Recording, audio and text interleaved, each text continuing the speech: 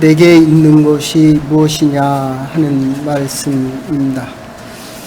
마크 트웨인이라고 하는 철학자가 인류의 역사는 변명의 역사다.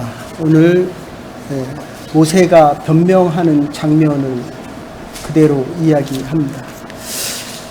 제가 이 말씀을 준비하면서 나의 인생을 한번 쭉 회상해 봤습니다.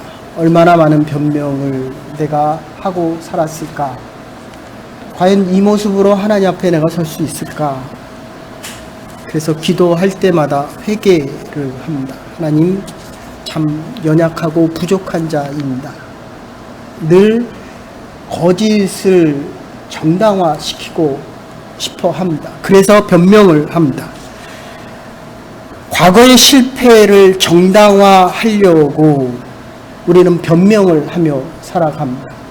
또 하나가 있다고 한다면 미래의 과제를 회피하려고 합니다. 오늘 모세에게 하나님께서 출애굽이라는 사명을 맡기려고 할 때 그것을 감당하기가 싫습니다. 그래서 오늘 모세는 역시 변명을 하고 있습니다. 이 두 가지, 과거의 잘못에 대한 정당화 또는 미래에 내가 해야 될 일을 짊어지기 싫어서 변명을 하는 것 중 여러분들 어느 게 더 나쁘다고 생각을 하십니까? 참 우리의 조국이 참 너무 암담하고 힘든 현실입니다. 법을 집행하겠다는 사람이 나와서, 법무부 장관이 나와서 11시간 동안 청문회를 하는데 모른다라고 변명이 70번을 합니다.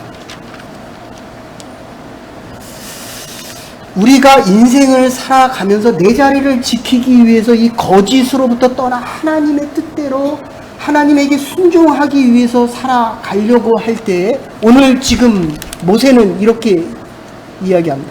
하나님, 내가 하나님을 모릅니다. 3장에 가서 보시면 하나님이 지금 모세를 부릅니다. 그런데 모세가 하는 이야기가 내가 하나님을 모릅니다. 그리고 내가 누군지도 모르겠습니다. 여러분들 스스로를 얼마나 알고 이제까지 한평생 살아오셨습니까?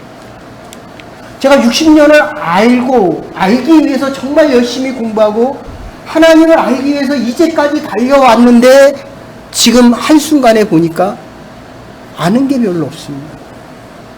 하나님의 그 큰 사랑을 다 이해할 수가 없습니다.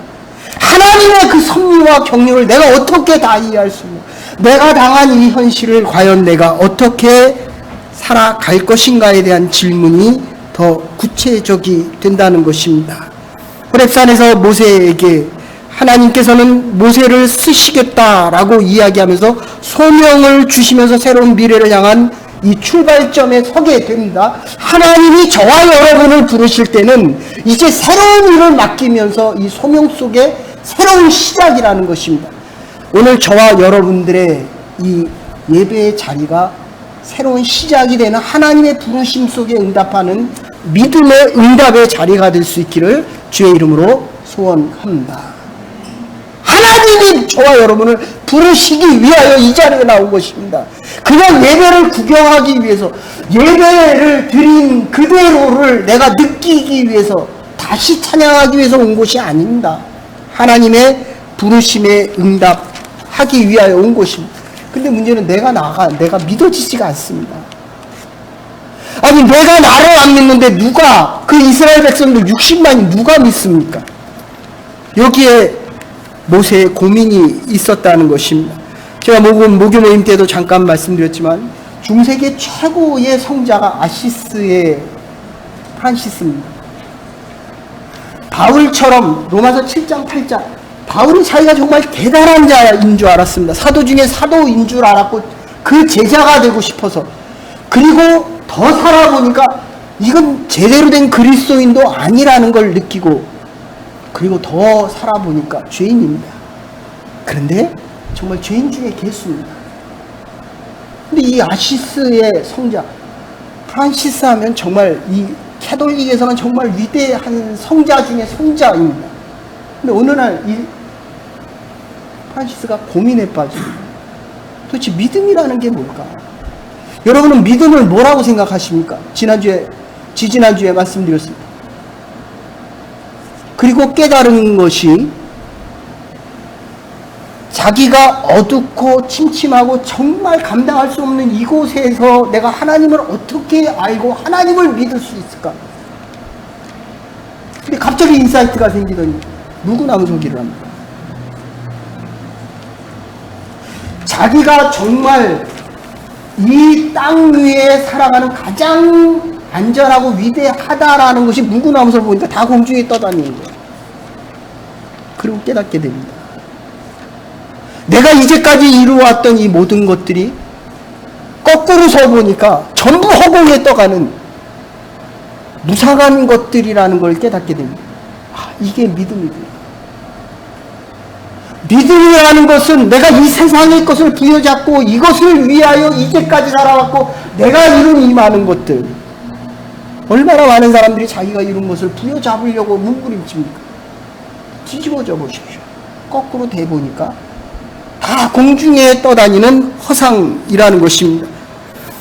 단단해 보이고 열정 있어 보이던 모든 것들이 공중에 떠돌아다니는 것을 보고 철저하게 하나님께 매달려 있고 하나님께 의존하는 것, 그것만이 믿음이라는 것을 깨닫게 됩니다.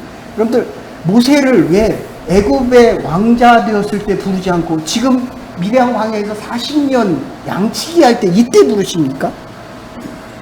정말 별볼일 없는 거잖아요.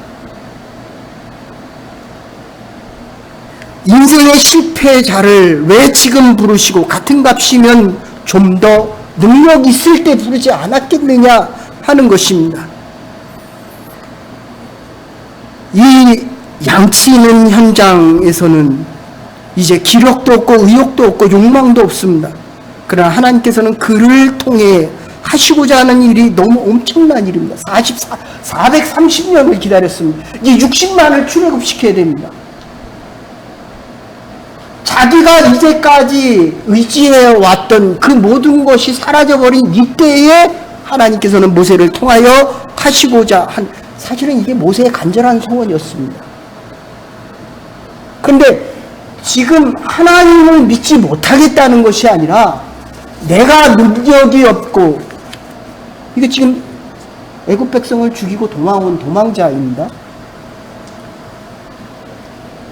그리고 실패자이고 다혈질의 사람입니다. 그리고 살인자입니다.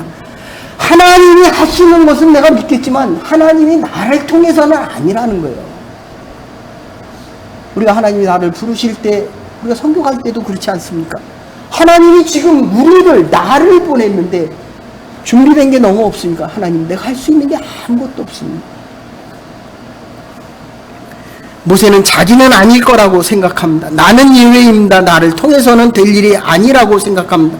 그래서 10절에 보시면 누가 사람의 입을 지었느냐, 모세가 못한다라고 얘기할 때 지금 변명을 늘어놓고 있습니다. 신앙인의 궁극적인 관심은 하나님께서 나와 함께 하시는가에 대한 문제입니다.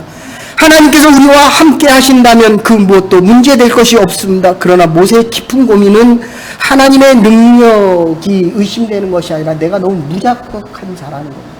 내가 나를 믿을 수가 없다는 것입니다. 나 같은 사람이 과연 이 하나님의 일을 내가 어떻게 할 수 있느냐. 12절에 다시 하나님께서 이야기하십니다. 내가 내 입과 함께 있어서 할 말을 너에게 가르치리라. 16절에 너는 그들에게 하나님 같이 되리라. 하나님처럼 세워주겠다고 지금 하나님께서 약속하시는 것입니다. 여러분, 우리의 허물을 하나님께서는 묻지 않으십니다.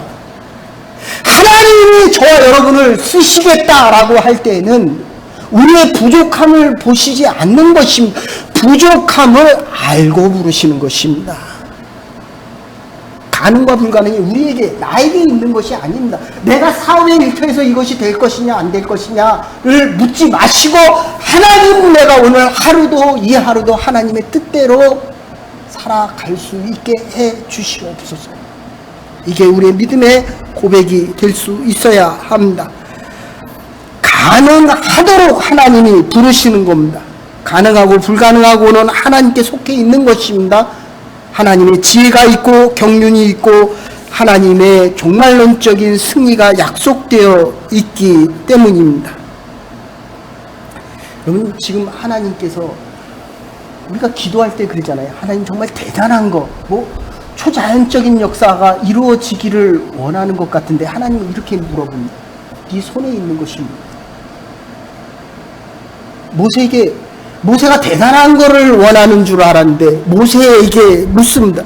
네가 있는 것이, 가지고 있는 것이 무엇이냐? 지팡이 하나는, 마른 지팡이 하나거든요. 하나님은 그거면 됐다는 것입니다. 저와 여러분들이 대단한 것을 가지고 하나님의 일을 하는 것이 아니라 지금 있는 일터, 지금 하고 있는 일들, 지금 가르치는 그 일들. 제가 오늘 이 말씀을 준비하면서 가만히 생각해 봤어요. 사범들, 학생들 가르치는 거 보니까 1000명이 넘더라고요. 킨더가든 하시는 분들을 보니까 그것도 한 1000명이 넘더라고요. 아이들 만나고 가르치는 아이들 보니까 3000명이 넘어가고, 서빙하는 사람들의 그 모습을 보니까 일주일에 한 400명은 만나겠더라고요. 수천 명을 만납니다. 그때 사람들이 여러분을 볼 때, 저 사람은 정말 하나님의 사람이다. 저렇게 힘든데도 웃으면서 기쁘고 감사하며 할 수 있겠느냐? 그 모습을 볼 때, 지금 내가 가지고 이 모습을 가지고 하나님의 사람에 잡혔을 때, 이게 마지막에 4장에 가서 보면 모세가 지팡이 하나 들었거든요. 근데 그걸 하나님의 지팡이다, 이렇게 이야기합니다. 저와 여러분들이 가진 그것이 하나님의 것이 될 수 있기를 간절히 소원합니다. 우리는 하나님의 사람들이기 때문입니다. 미디안 광야에 40년 있으면서 겸손을 배웠고 인내를 배우고 지도력을 배웁니다. 지팡이가 운연한 것 같지만 거기에는 의미가 있었습니다. 어디에서나 볼 수 있는 생명 없는 죽은 막대기지만 하나님께서 그것을 붙잡아 주실 때에 하나님의 막대기, 하나님의 지팡이로 변하는 것입니다.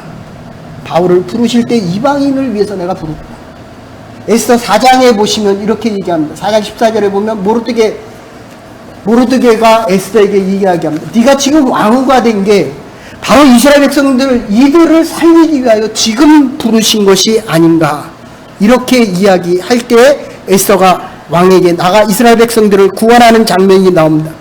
여러분들, 저와 여러분들이 가진 것이 무엇입니까? 내가 가졌지만은 그는 하나님께서 주신 것입니다. 하나님이 뜻이 있어서 주신 것입니다. 하나님이 계획이 있으셔서 저와 여러분들을 이곳에 부르셨습니다. 이 부르심 속에 새로운 시작, 하나님의 역사가 저와 여러분을 통해서, 이 하나님의 교회를 통해서 일어날 수 있기를 간절히 소원합니다. 그래서 쇼펜하우어가 우리는 우리에게 있는 것을 좀처럼 생각하지 아니하고 늘 우리에게 부족한 것을 생각한다. 이것이 세계의 비극이요 역사상의 모든 질병 전쟁보다도 더 큰 불행을 안겨주고 있다라고 이야기합니다. 없는 것을 자꾸 바랍니다. 지난주도 말씀드렸습니다. 하나님 우리에게 있는 것을 물어봐요. 우리 한국의 강남에 가보면 한 빌딩 위에도 한 서너 개 이렇게 있는 게 주로 뭘 것 같습니까?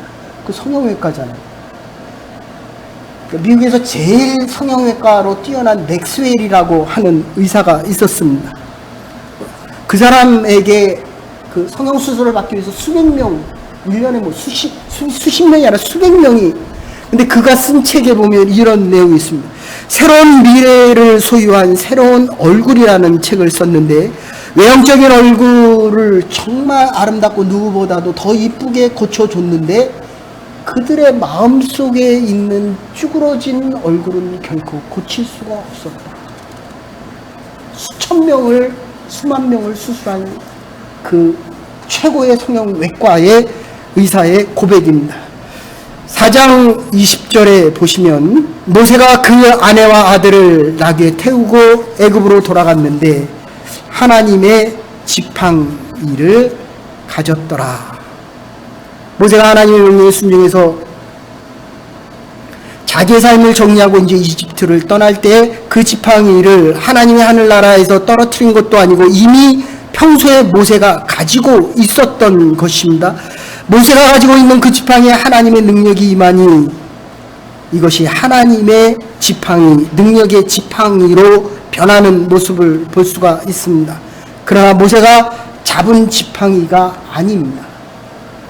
모세가 지팡이를 잡았지만 하나님의 지팡이가 되는 순간 모세는 하나님을 잡은 것입니다. 저와 여러분들이 내 인생 속에 있는 이 삶의 현장, 이민의 삶 속에 정말 가난하고 어려움 속에 있는 그 잡은 그 하나가 지팡이를 잡는 것이 아니라 하나님의 지팡이를 잡아서 우리의 인생이 하나님을 잡고 하나님과 함께 살아가는 능력의 삶이 될 수 있기를 주의 이름으로 축원합니다. 하나님을 잡은 것입니다. 그래서 오늘 본문 아래 위로 보면 던지라 했을 때 지팡이를 던지니까 뱀이 됐습니다. 잡으라고 하니까 다시 지팡이가 됩니다. 손을 넣으라고 하고 빼보니까 문둥병이 걸렸습니다.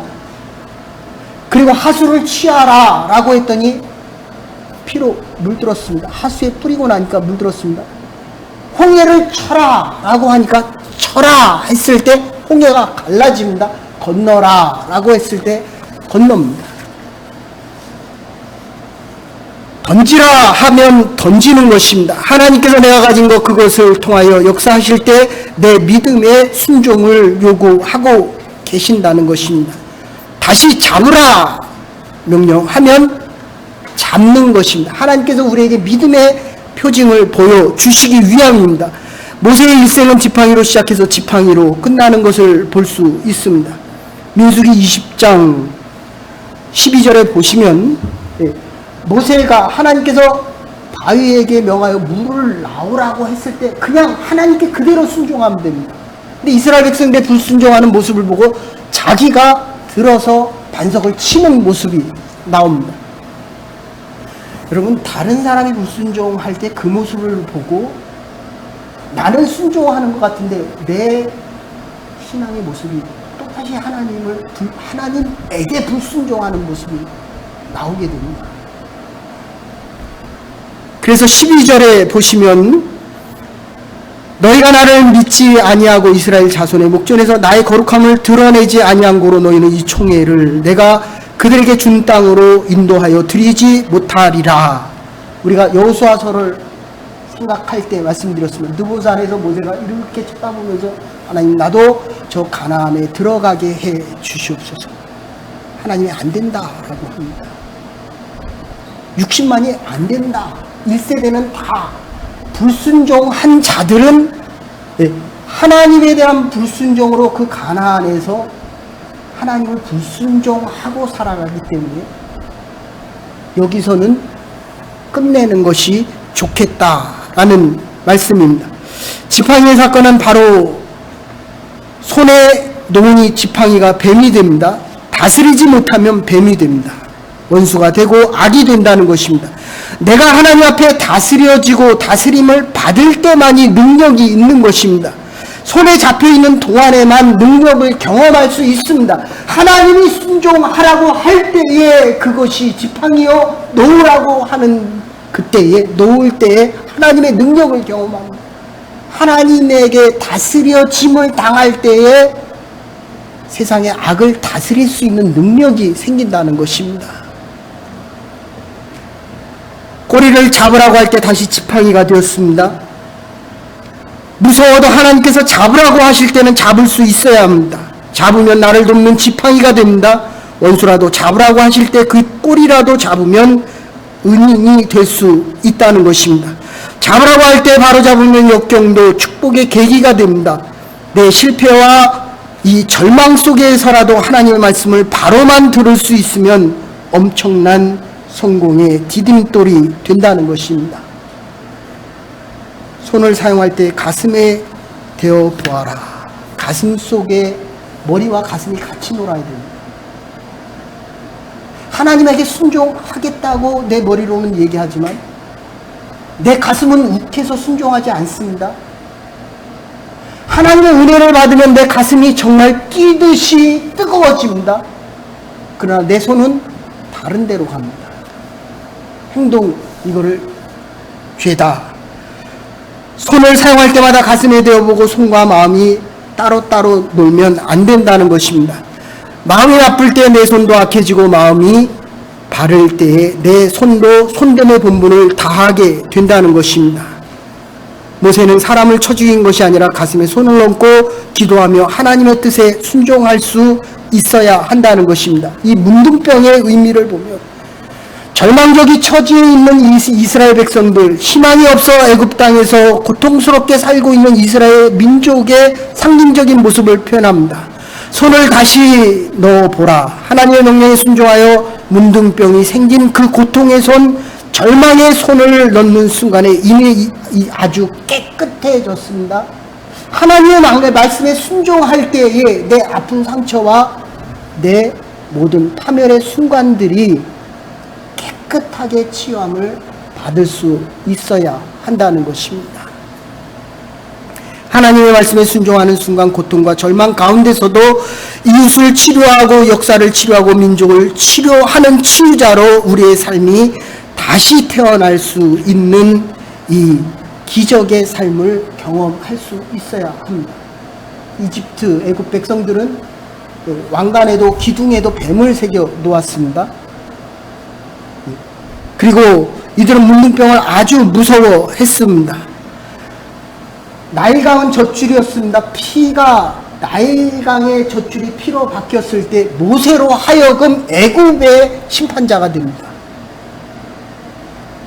하나님이 세운 자가 세워질 때 나의 인생을 노예로 삼고 있는 그들이 바로 심판되어지는 것을 우리가 알 수 있어야 합니다. 하나님의 명령에 순종할 때 오늘 본문의 마지막에 보시면 1절 저들이 나를 믿지 않고 내 말을 듣지 않을 것이라고 얘기합니다. 9절에 보시면 두 번째 이적을 보고도 믿지 않는다고 이야기합니다. 세 번째 기적 후에 그들이 내 말을 들으리라. 14절에 보시면 여호와께서 모세에게 노를 바라시고 모세가 듣지 않고 의심하는 것을 보고 화를 내는 장면이 나옵니다. 4장 31절에 보시면 백성들이 믿음에 모세에게 믿는다라고 했을 때 이스라엘 백성들과 모든 열방들이 믿는 것을 봅니다. 모세가 심판자입니다. 모세가 모든 것을 선택할 수 있는 특권과 능력이 주어졌습니다.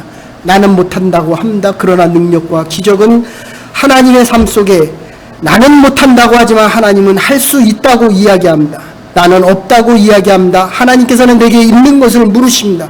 그것을 통하여 역사하시기를 원하시기 때문입니다.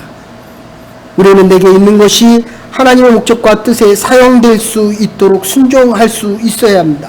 하나님께서는 베드로를 부르셔서 이 역사의 구원의 사역을 하십니다.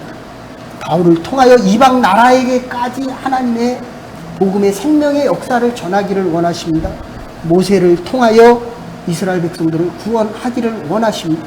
저와 여러분을 통하여 새로운 생명의 역사가 내 손에 있는 것을 통하여 하나님의 새로운 기적의 역사와 새로운 날들이 새롭게 이 땅에서 여러분을 통하여 이루어질 수 있기를 주의 이름으로 축원합니다. 사랑과 은혜가 많으신 여호와 하나님, 오늘도 우리에게 부르시는 주의 음성을 들으며 우리의 오늘 이 시간이, 이 순간이 하나님 앞에 쓰임받을 수 있는 믿음의 순간들이 될 수 있도록 은혜와 능력 베풀어 주시옵소서. 오늘도 나는 못한다고 외치며 주님 앞에 불순종할 때, 오늘도 사랑하셔서 하나님은 나에게 할 수 있다고 대답하실 때, 하나님께서 내가 가지고 있는 것 하나님의 지팡이를 물으실 때 하나님의 구원사역에 동참되어질 수 있는 모세와 같은 믿음의 지도자들이 될 수 있도록 오늘도 이 한 주간도 남은 날들도 저희들을 사용하여 주시옵소서. 예수 그리스도의 이름으로 감사 기도 올려옵나이다. 아멘. 오늘 주신 말씀 생각하면서 찬송가 357장을 하나님 앞에 드리시겠습니다.